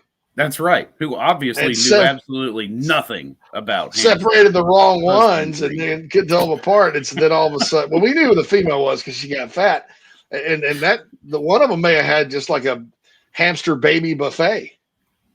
Jeez, belly up. That is demented. Disturbed should sing a song by that hamster baby buffet, or Neil Diamond hamster baby buffet. Hamster baby. I like it's that. A beautiful day. That's right. Hamster baby buffet. JC sounds like one of those shock jocks on B93.7. No. Quantrell. Don't insult me. I hate that radio station. You know why? Talking Tom? Oh, those guys. No. Yeah. I know. I've met some of those dudes and dudettes that work there. They were in the same building as ESPN Upstate, but and they're good people personally. But I'll tell you why I hate that radio station, and then we'll get back to sports, or Gamecocks, or whatever you guys want to talk about. So back in the day, there were two stations when I was early college, like 94, 95, that you really listened to if you're kind of into rock and roll or pop, kind of more of the alternative rock and roll kind of things, modern rock, not Rock 101, which we all know. They played Skinner all the time. It's classic rock. They still do. And then you can get a 6-pack of Bob Seger. You're like a pack of Bob coming up on Rock 101. It's still kicking, by the way. So B93.7 was the sort of bougie pop station. They'd play some like Nirvana every now and then and stuff, but the other station was 103X. It's the best radio station I've ever listened to in my life. 103X. Your lame ass is what it does. We loved 103. They had nothing but alternative stuff. They had local band hour that they would do. I mean, it was an up and comer. It was an independent station. 103X. 93.7 and their parent company at the time, instead of going, hey, these guys are really good, maybe we should up our game and not be so superficial and appeal to these Gen Xers that all of a sudden have a soul, unlike the other part of them that don't. The guys that listen to 93.7 were issued a Honda CRX and a Tommy Hilfiger shirt. The rest of us like 103X, as it went. So look, so one day 103X just starts playing It's the End of the World as We Know It, and I Feel Fine by REM over and over and over again, and then went off the air. A day later, hi, welcome to Swinging Oldies 103. Yeah. All the leaves are brown, the leaves are brown, and the sky is gray. So I mean, it wasn't even that cool. It wasn't even the Mamas and the Papas, dude, because I could have lived with that. It was just like doo-wop and crap from not even any good Elvis. I mean, like the 50s. It was an oldies. They turned it into a pre-program oldie station and just killed it. 13 months, no modern rock station in the upstate until 93.3. The Planet came along, which is still around and is part of the 93.7 family. And I thought their format, to be honest, it wasn't 103X. It sort of sucked. A little too heavy for my taste. So, anyway. That's just that's a brief history of radio in Greenville. So that's Clark Trail's like 107.3 Jams. Oh yeah, man. 107.3 Jams was that was different. That was different. So Krager's 93.5 in Columbia played the grunge rock. Yeah, they were a good station too. I just lived in the upstate at the time. Bink is like, I know a guy who used to brand hamsters and sell them at concerts. If it were gerbils, I'd say you'd probably have a customer at Richard Gere. Brand hamsters and sell. Hold on. How do you with an iron? I mean, like I was like, miniature branding iron.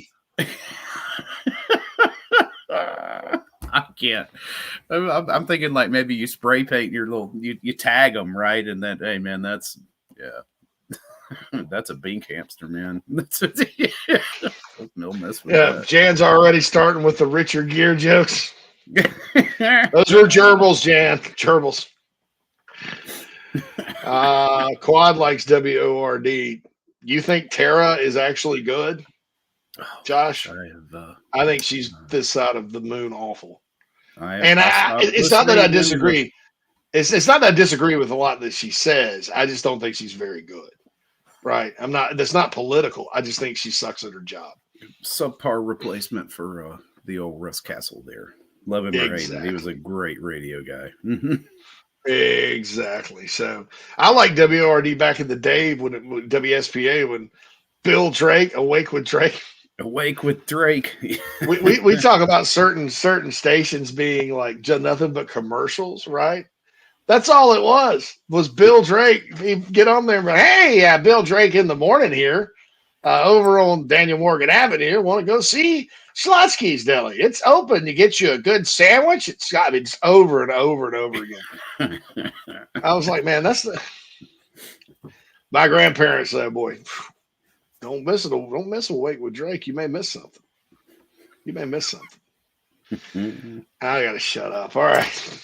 We need to do the break. Yes, we do. This is Inside the Gamecocks, the show. Going down memory lane. That's right. With hamsters and gerbils and Sears and upstate radio. A lot of topics.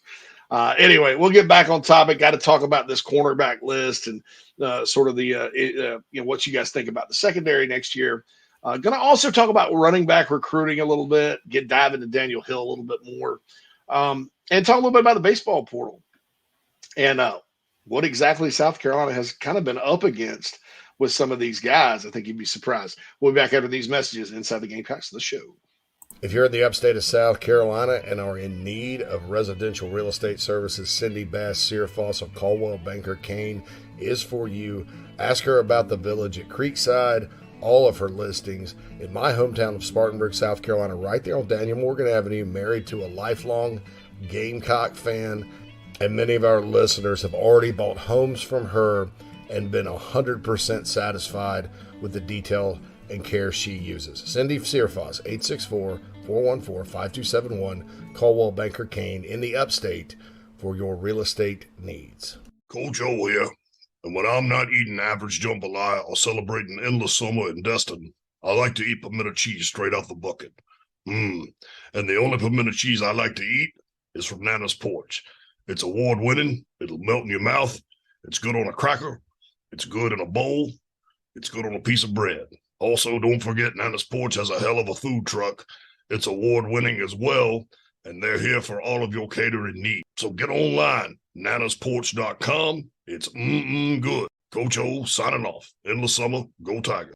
The preferred sign partner of Gamecock Athletics is Signorama Columbia, and they should be yours too. A full-service sign company that handles design, production, install, and service, Signorama Columbia has helped to bring to life the perfect vision for so many all across South Carolina. Owned and operated by proud Gamecock alumni, they can handle all types of signage, including interior and exterior, vehicle graphics, and more. Go to Signorama.com and find the West Columbia location, or call them at 803-407-9284. Bring your brand to life with Signorama Columbia, and go Gamecocks. Hey man, are you sick and tired of your business computer guy? Yes, he takes forever to call me back and doesn't always respond to the requests. Yeah, same here. I'm paying him good money. I constantly have issues, and I'm worried he's not backing up my network and securing it properly. You know what, Phil? Let's ask Stone Blanton. Hey, JC and Phil, if you want a solution to your IT problems, give Heritage Digital a call. Our boy Matt Odom has a low-cost, one-price solution that will get you running right. Call 843-699-1001 or heritagedigital.com and ask for Matt. He will hook you up today and tell them Stone sent you. This is Cole Messina from the Yardcocks. Electric Bikes of Charleston powers Inside the Gamecocks, the show. Be sure to check them out online or in Mount Pleasant. Go Gamecocks.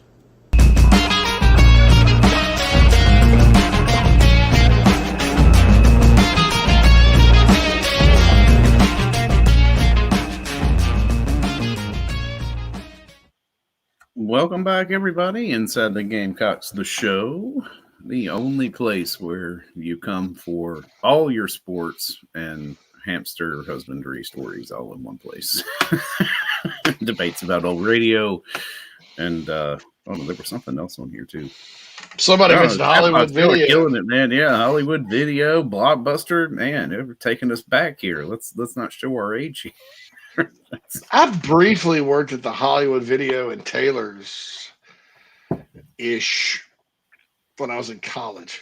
That last year, video store, yeah. It wasn't bad. My dad owned a video store in Greenville on Pelham Road back in the 80s. And so I was kind of used to it, but it wasn't bad. I ended up getting a job at the Anderson Independent Mail, which obviously helped facilitate my career. So I quit, but it wasn't bad. I did that and delivered pizzas for Dino's Pizza, Plenty, and Dunkin'. That was funny. I was finishing up in Spartanburg, lived in Greenville, delivered pizzas in Dunkin', and then worked at the newspaper in Anderson. So I was up and down 85 every day. Didn't do much drinking back then, Phil. No, couldn't manage. Yeah, that's right. Driving too much. So anyway, so that's that. Okay, so Matthew Fuller, he announces top of the hour. Top of the hour for you.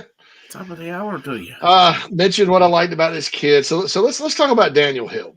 I don't want to say there was a miscommunication. There kind of was in a way, and that's why Hale switched his crystal ball. I'll say this: Hale's not necessarily going to end up being wrong for doing it. It's just kind of, you got to go with what people tell you. And the thought was the kid made a second after visiting Bama, made a second visit to Bama in however many days. But what he attended at Bama, and keep in mind, Meridian's an hour and a half. Meridian, Mississippi, I've said it before, when you're going down I-20 West, that's like it's I-20, I-59 west of Tuscaloosa. That's really the next city you get to. You got to go through the West Alabama wilderness and you get to Meridian. And then you can take 59 south to New Orleans through Hattiesburg, or you can keep going down 20 to the Great Beyond and Shreveport and Texarkana and all that. So it's right there. It makes sense for their team as a team to go to a team camp. And it was a team camp. His whole team went. So it wasn't like Daniel Hill's like, I can't get enough of Tuscaloosa. Let me go, babe. He's playing quarterback for his high school team this year, and he went and worked out as a quarterback or whatever. But he didn't explain that it was a team camp, right? He just said, I went and worked out. I'm back at Bama. So checking with people about him, they still feel pretty confident about him. I still feel confident about him. I think if you'd ask Hale, he still feels confident about him. But, somebody told me real quick, like, look, you're always going to be worried if Alabama's involved, especially with a kid that's from right there. If he wants to play running back in college, I mean, obviously the depth chart favors South Carolina quite a bit. I think Bama got another 5. They signed 2 of the best in the country last year. I think they got another 5-star recently, Phil. I mean, that's and not that. Look, I'm not saying Daniel Hill can't go beat some of these guys out. I mean, you just never know. Ratings aren't the end all be all. And if you're a confident player, you can go get things done. You always need depth. Was it? Did they get a running back, or maybe not? They do not have a running back. No, there's not one in this class. Yeah, not in this class. And what's interesting is they're not interested in him at running back. They only want him as a quarterback. Yeah, which is weird. Did you read that? Quarterback or linebacker? Yeah. Oh, Daniel Hill? Yeah. Yeah, Daniel Hill. Yeah, Alabama worked him out as a quarterback. Yeah, but that was a team camp because he's playing. Well, hell, maybe they do want him. Oh, that's what you were saying. The team camp. Yeah, I mean, the team camp, and that's I like common. his That's chances better if that's the only thing they're looking at him for. I mean, because that's not what we need him for. No, it's running back. Yeah, here's the thing. It's what was I going to say? Backing up a minute. Yeah, no, here's the thing. It's just like the kid from Michael Smith School in Savannah committed to Tennessee. The quarterback, Carolina's got their quarterback, Dante Reno. Well, this kid was on campus at South Carolina 7-on-7. He may be there today, but was there this week. The 4-star guy, yes, he's at South Carolina, but he's doing it with his team. That's a different intent than a kid by himself going, I'm gonna go camp because I want to spend more time. There's individuals and team things. So I think that 76 says Frank Sinatra should sing Down with the Sickness by Disturbed. I don't do a good Frank. I can do Neil Diamond. So down with the sickness. Boo boo. I don't know how you do. How about Barry White? Come here, baby. I'll get you down with the sickness. Oh, yeah. Want to get down with the sickness. Yeah. By the way, my buddy, I told he's having issues with his wife, or I guess I don't know if you should always get marriage advice from me, and you probably shouldn't get marriage advice from Nat, because if you're a dude, she's just going to tell you to be sweet, and that doesn't always work. So anyway, my dude, I said, just play some Barry White and go to town, man. It worked. I'm a relationship guru. That's what I'm going to get into. Like, if the Gamecocks went away, I'm just going to become a relationship guru. Yeah. Do it live on YouTube, run you a chat box, get that stuff sponsored. Yeah. So some of these people make good money doing that. It's like, there's one guy named Coach Corey Wayne, and Coach Corey Wayne's got some good advice, right? His political stuff, whatever, because he is political, but he's got some good advice about dating in the modern world or whatever. And then you look on his website, and I'm like, how is he making all this money doing this? And it's like, if you want to talk to me for 30 minutes one-on-one, it's $1,000. And people freaking pay it, man. Somebody pays me $1,000 for relationship advice. I'm gonna have to come up with something better than play some Barry White and go to town. No, that's the beauty of it. You just give them the most simple thing, right? I mean, I don't think that's a bad idea. I really don't. I really, honest to God, sometimes you got to do that. But anyway, back to Daniel Hill. I still think Carolina's in good shape. Tiffany asked earlier in the chat box, if they miss on Hill, where do they go then? I don't know. I don't know if they'd circle back to Anthony Carey. I think that ship has maybe sailed. Maybe they evaluate something. I think even if you get Hill and Fuller, unless Braswell takes the dang unless Braswell, Anderson, I think Joyner's out of time. I think Anderson may have another year. I got to check on that. Joyner's out of time. But unless Carolina's just really good this year at running back, and then you're like, you don't need to go get a portal guy. I think you're going to have to get a portal guy. I do. In addition to these two freshmen, provided that's who they get. So I don't know exactly Where they go, I do know that it should not be that difficult to find running backs. The nature of the position at both levels of football there is it's more about numbers than individuals, and you got to block no matter what. So it's just one of those things. But I do feel good about that. Jonathan Paylor coming into town, the missile, like Daniel Hill, he's continued to maintain the Gamecocks as leader, unless there's just some strange games being played out there. Straight up no games. I really think that it's safe to say that the visit could put them over the top. Straight up no games. It made me chuckle one time. As a single man, I was in Colombia and I was on this dating app. I shouldn't be on it. Shouldn't have been on it. Plenty of Fish, right? And scrolling through, it's like straight up no games. And this lady's like about a 300-pound, 50-pound ginger in a wheelchair, or a scooter. Sorry, motorized scooter. Number of children 6.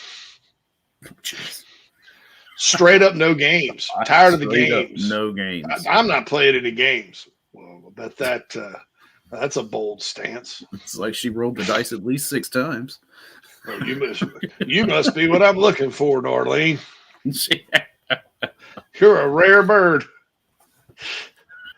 That's from Rodney Carrington, by the way, Darlene and the rare bird thing. I can't take credit for that. So Plenty of Fish, straight up no games. That should be the recruiting motto. But, so unless they're Dontavius Braswelling another school, right? You know what I'm saying? Like if Daniel Hill is Dontavius Braswelling Alabama or Jonathan Paylor is Dontavius Braswelling North Carolina, you have to feel good about that. So Ed says Plenty of Fish sounds like a seafood buffet in Myrtle Beach. How about Plenty of Shrimp, Calabash style? Well, they see me coming.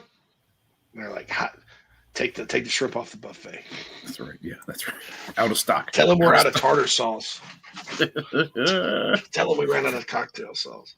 A Fish Called Wanda. That's a great movie. Love that movie. Watched it recently. Yeah. Hello. So anyway, look. So that's the deal there. I still feel good about the guys that have said they're the leader. And Dylan Stewart coming in this weekend, obviously, as the other defensive ends on the board have sort of committed elsewhere.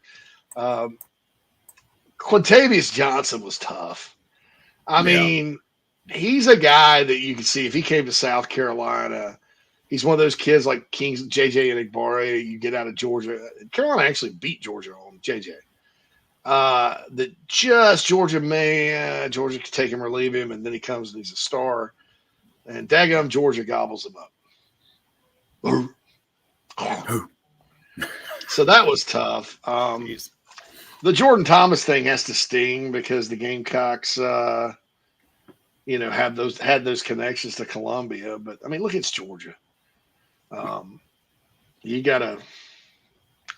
Well, I take heart in the fact, JC, that we're in it on these guys, right? I mean, like these are coming down to the wire. These are guys that you wouldn't be able to get if your program weren't in the upward trajectory, kind of phase right now. So you can take some heart in it, and you're going to land some too. I mean, look at the class. I mean, you've got more 4-star kids than you do, anything else combined. To start 2024. So it was like you're in it, and I think you got to temper your expectations a bit because now you're in it for the top players in the country that basically have their pick where they want to go. Yeah, and then man, look, you look at the 3-star guys they have in the class. It's not like Fred Johnson. You kind of know it. Fred Johnson's not really a risk. Yeah. And I'm not saying I'm never going to get to the point in my career where I'm telling you that 3 stars are a risk. I just know the narrative out there is they're not as good, which is crazy because a high 3-star, if you're like right on the border of 4 stars and you're 3, and then somebody else is right on the other side of that, there's no difference. And in many cases, the 3-star guy's better that means that one recruiting analyst somewhere found some persnickety flaw that he's probably wrong about, that the guy dropped, or he doesn't quite have as good of an offer list. I mean, it's so minute. But anyway, here are the 3-star guys. Okay, Blake Franks and Fred Johnson.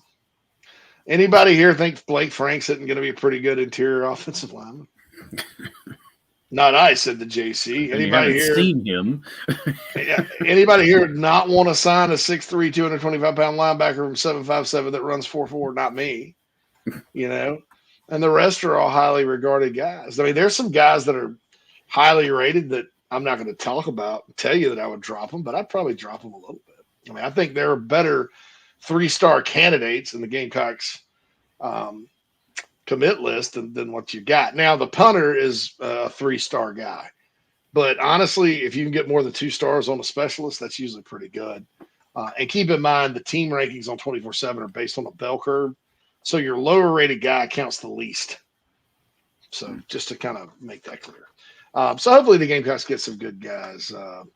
Krager asked about Heaven Brown-Schuler committed to Clemson. And Sonder just realized Sammy Brown committed to Clemson. Yeah, Clemson, pretty good class. Rumors of their death have been greatly exaggerated, but with Brown-Schuler, that they kind of came from. Brown-Schuler's been on the radar since he was a 9th grader, and they kind of came in a little late and turned him, and that's just where he wanted to go. Clemson's going to appeal to certain kids. Period. That's just how it is. And then Sammy Brown's in Jefferson, Georgia, and I think that because Jefferson's essentially Athens, that's that area. I think getting away from home was important, but not too far. So it's an hour up the road, up 85. And keep in mind, when Clemson started recruiting Heaven Brown-Schuler and Sammy Brown, they're in the playoff every year. So they developed that kind of relationship, that kind of comfort level with them. So hats off. And, if I'm Carolina, I'm not really worried about who Clemson goes and gets, except, in-state guys. Yeah, that's what I was about to say is, there's not an SC after any of these kids' names on Clemson's list. So that speaks not a at lot. all. Not at all. And they're both really, really good players. Gamecock fan asked if G.G. Jackson will go to the G League first. I guess it's possible. Look, it's Georgia doesn't make it any better, maybe worse. They've recruited well their entire existence, Bill. Yeah. And now, admittedly, this group Kirby's had the last few years is really, really good. I mean, don't get me wrong; they've taken it up a notch, and I think a lot of it too is they sort of, and this is something I was wrong about because I've always been real skeptical when Georgia starts venturing outside of their state too much because you have so many good players there. And I started to think, and I was like, well, wait a minute. Does this make any sense at all? And I think I was wrong about that. And I'll admit it. I was wrong. My brain did not work in that situation properly because I did not ponder all the what ifs. If you're Georgia, you have a loaded state to recruit, right? And it's not like Louisiana where LSU has a state to themselves and they can kind of cherry pick and go whatever. It's much more like Ohio. If you look at what Ohio State does, Ohio State, 10, 11 guys from Ohio, they still take the best ones, but it's not all Ohio kids. And they probably have the 3rd best roster in the country. Same with Southern Cal, same with Alabama, although those states are different. So you're sitting there basically in a state a lot like Ohio, but bigger as far as players go. You start taking 22, 23 guys that are in state, and nobody's going to bat. I mean, we can rank the top 25 in Georgia. The Georgia staff can. The Georgia Tech staff can. Auburn, Alabama can. Nobody's going to bat 1,000, and you're going to have some misses. And then there's going to be guys ranked under them that go elsewhere that are going to be good. And people are like, why the hell did you take this kid instead of that kid?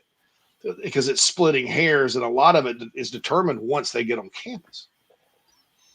And so, and then once you get past the top 9 or 10 in that state, there's a big old swath of really, really, really, really talented guys. And they're all kind of the same. So why not, if you can go to California and get Brock Bowers, or go to Arizona and get Kylie Ringo, and they're good, and they're kind of along the same lines as the top guys in your state, why not just go get them? And then that way, you're not sitting there with this immense pressure with, we have to pick the top 25 guys in the state every year, or we're not going to have a championship level roster. It's a little easier, because you're only taking 10 or 11, and then let everybody else, sort it out. And you're admitting, hey, there's going to be great players that leave this state. It's too big of a state, but we got ours.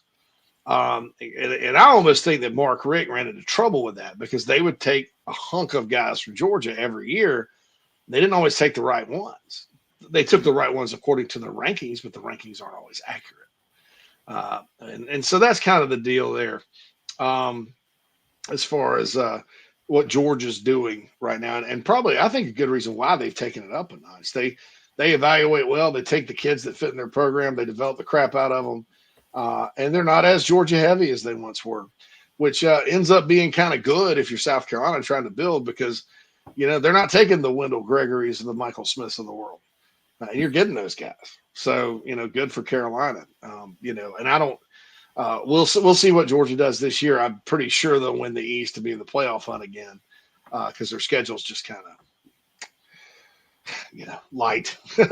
But I mean, are they going to continue to have the type of defense they've had, where teams rarely score on them? I mean, that's a lot of talent they put in the NFL the last couple of years. I think Kirby's got something very sustainable there to probably keep it at a high level. But even Alabama has years from time to time after their breakthrough in 2009 when they won it all. That next year they were 10-3 and lost the Gamecocks, LSU, and Auburn. It's a tough sport to keep things going. Of course, I think Georgia's the first school to go back-to-back, Phil, since Bama in 2011, 2012. Yeah. Other than Bama, I think Ohio State back in the 50s maybe was it. I mean, when you're talking about real not split national titles, I know Miami had a couple of split titles or whatever back-to-back. Southern Cal did too in 03, 04. But anyway, so that's the deal there. All right, we got to take our final break here on Inside the Gamecocks, the show. Tiffany had a question in the I Help Consulting mailbag we're going to get to when we get back right here on the show on a Friday. Kevin O'Connell with Union Home Mortgage is a local mortgage expert and Gamecocks fan servicing North and South Carolina. Whether you're buying a home, building your dream home with new construction, or turning your equity into cash, UHM's world-class service will ensure you find the perfect mortgage to achieve your home ownership goals. Call Kevin at 803-906-0244 or visit UHM.com today. Union Home Mortgage is an equal housing lender. NMLS 2229, LONMLS 1772182. Welcome home. That's what the Gamecocks say, and so does the Barn Dough Company, where they can build your dream home starting as low as $160 per square foot. If you live in the Carolinas, Georgia, or Tennessee, their turnkey process takes just 4 to 6 months on average and can be custom designed by size and details. Make your dream a reality. Visit thebarndominiumco.com. That's thebarndominiumco.com. The Barn Dough Company, Gamecock, owned and operated. What's up, Gamecock fans? This is Ethan Petrie from Land O'Lakes, Florida, and you are listening to the show with JB, JC, and Phil. Go Cox. Deep drive to left. Morgan looks up, and it is gone. The 0-2 is sent to center, and this one is going to be long gone.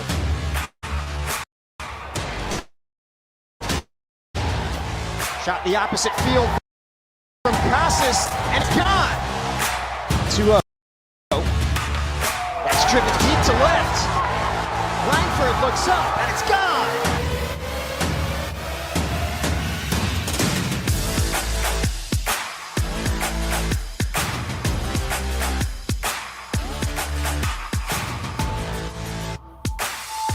All right, welcome back, everybody. Inside the Gamecocks, the show. JB still out on the links. Haven't heard anything. We are here to take you home for the week. Last 10 minutes. It's been fun. This has been a fun show. Hold on. Let me unmute you there, JC. There you go. According to the New York Post, the submarine of stupidity people had to sign an ironclad death waiver before they got into the submersible. Ironclad death. 3 pages worth. Apparently, that waiver was more solid than the sub. Eye-popping wording such as the craft has not been approved or certified by any regulatory body, just in the guy's dreams. I swear to God, it's like, man. Full responsibility, bodily injury, disability, death, property damage due to the negligence of OceanGate while involved in the operation. So the signer assumes full responsibility if OceanGate is negligent. Wow.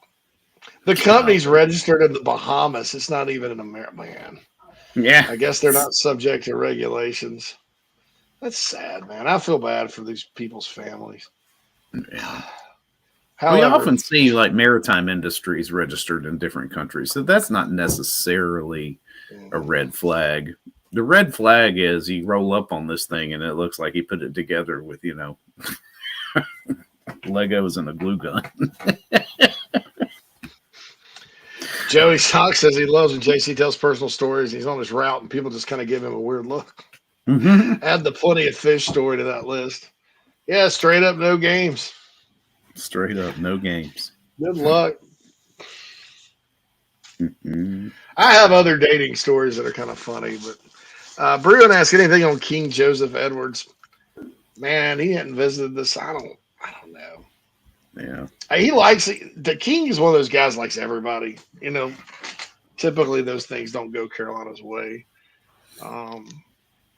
Stingray says James Cameron said he knew on Monday. James Cameron is the guy that you should listen to. Sounds weird. Been to Titanic 33 times. Anyway, I'm gonna answer this question for Tiffany before I get off track. I Help Consulting mailbag. I Help Consulting. How can I help you? We're also built by the Barndo Company. Barndo Miniums is awesome. Signorama Studios. A couple of painters. Tristan mailed him out some T-shirts. Probably go out tomorrow. Certainly appreciate all of Tristan's support. So you guys know all our sponsors. But also Nana's Porches and Taylor's. Where's it at? 2 to 6 today, Phil? Darby's. Darby's. Which if I remember correctly, is a big liquor store up off of 29. So hey, perfect spot. Grab your handle of Jim Beam and a bucket of pimento cheese.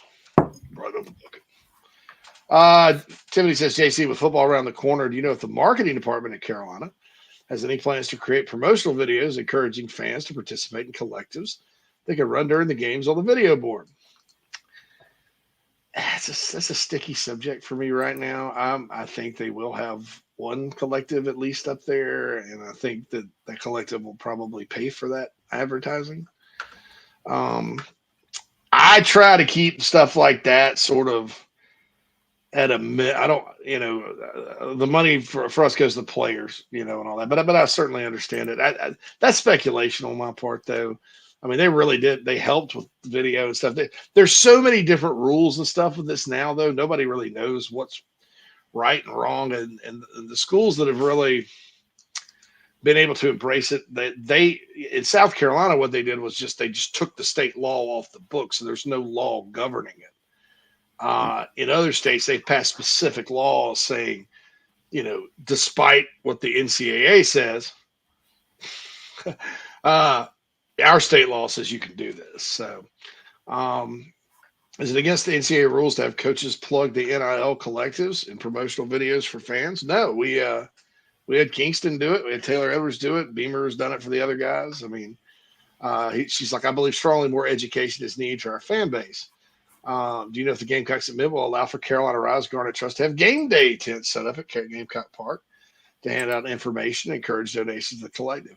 I think, having done stuff like that before, I think we'd be better off if we gave out T-shirts, or frisbees or something. Give them something. It's like when you used to give you give a free T-shirt if you fill out a credit card application or something. Carolina Rise is the Everyman Collective, and the 1801 is a stroke of genius. I just wonder if more can be done to support and educate around the collectives. You don't have to take this on air.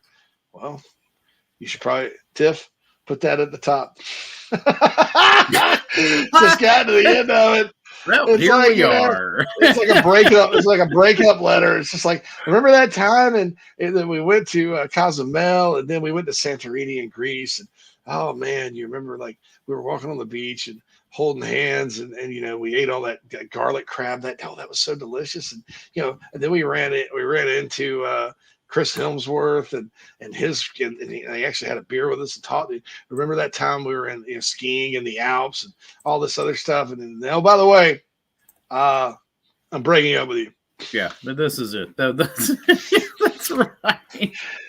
I mean, but you're right, Tiffany. We need all the help we can get with Carolina Rise. Oh my God, Ace Chan is back. I know Ace still needs help, y'all. I'm a little disappointed that nobody has, clicked through and given this man several thousand yuan.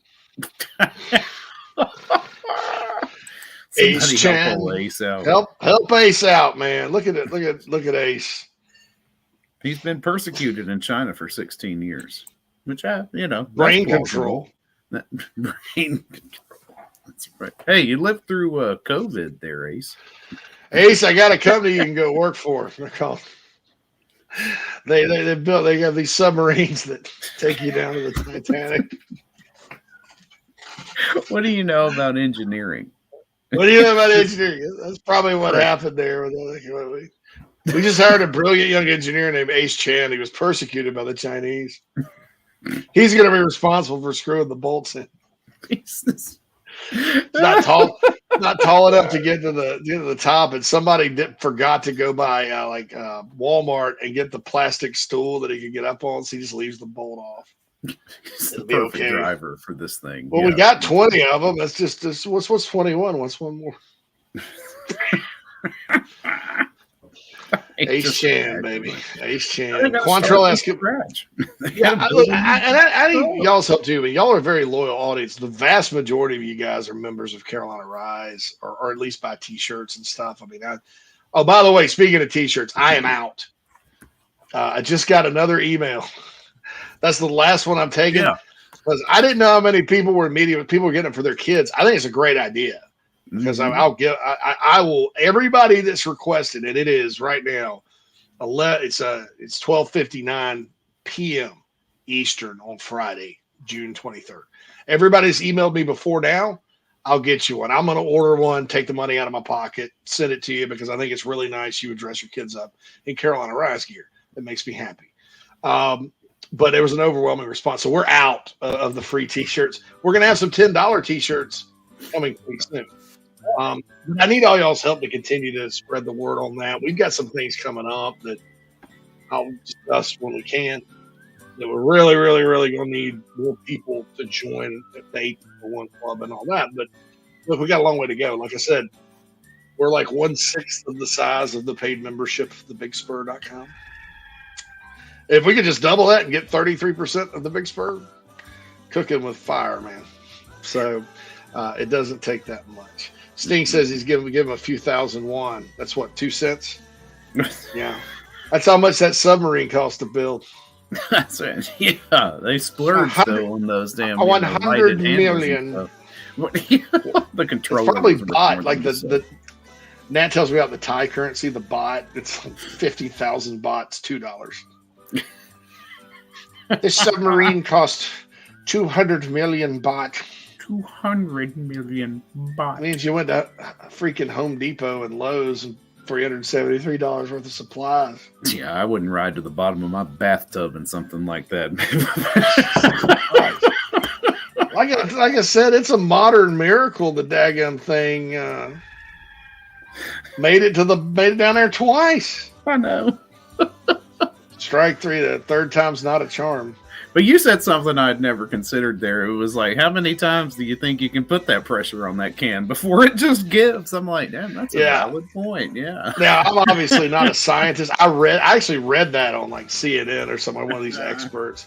It's like, I don't believe a lot of experts these days push their own narratives, but in this particular situation, every expert out there is like, no, they shouldn't have. Nah, that was a bad idea.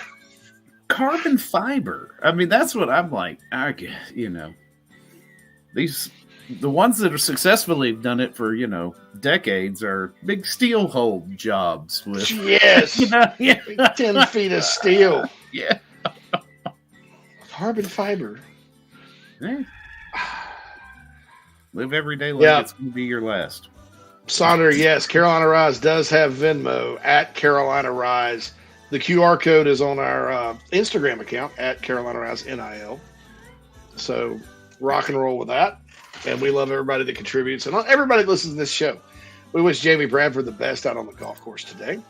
And we'll be back Monday, hopefully to talk about some recruiting happenings and all that. Y'all stay safe.